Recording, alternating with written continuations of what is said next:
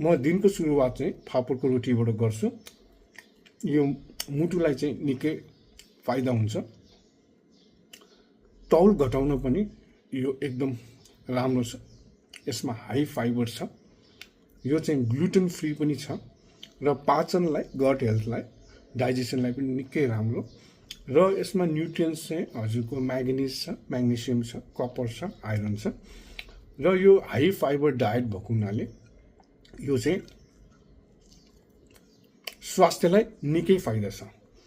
र साथसाथै म आज चाहिँ तुलसी यो हर्बल टी लिने गर्छु, जस्तै क्यामोमाइल, हिबिस्कस, तुलसी, ग्रिन टी, कहिलेकाहीँ ज्यास्मिन खाने गर्दछु, पिउने गर्दछु। र हजुर सम्पूर्णलाई धन्यवाद र शुभ दिन।